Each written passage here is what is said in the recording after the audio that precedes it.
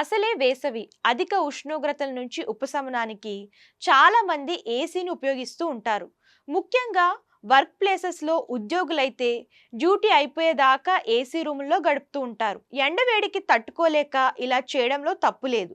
కానీ అందరి శరీర తత్వం ఒకే విధంగా ఉండదు కాబట్టి కొందరికి ఏసీ పడకపోవచ్చు, లేదా ఎక్కువసేపు ఆన్లో ఉంటే అలర్జీలకు గురి కావచ్చు.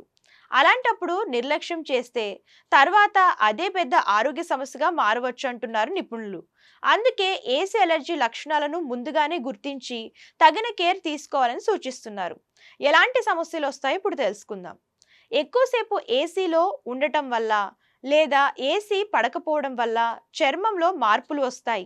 అలర్జీలు ఉన్నవారికి చర్మం అధికంగా పొడిబారడం, దద్దుర్లు రావడం వంటివి జరగవచ్చు. కొందరికి ఎగ్జిమా వంటి సమస్యలకు దారితీయడం వల్ల చర్మం నిర్జీవంగా మారే ప్రమాదం కూడా ఉంటుంది. అంతేకాకుండా చర్మం ఆయిల్గా మారడం, కళ్ళ చుట్టూ పగుళ్ళు, బ్లాక్ సర్కిల్స్ ఏర్పడటం, ముఖంలో వృద్ధాప్య లక్షణాలు వంటి లక్షణాలకు దారితీసే అవకాశం ఉంటుంది.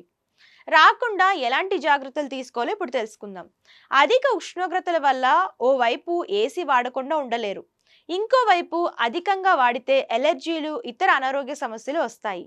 ఇలాంటి అవకాశం ఉన్నప్పుడు కొన్ని జాగ్రత్తలు తీసుకోవడం మంచిది. ముఖ్యంగా ఏసీ టెంపరేచర్ను 24 నుంచి 26 డిగ్రీల మధ్యలో ఉంచాలి.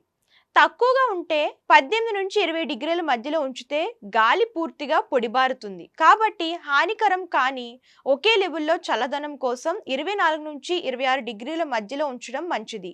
దీనివల్ల చర్మం తేమను కోల్పోకుండా ఉంటుందని నిపుణులు అంటున్నారు.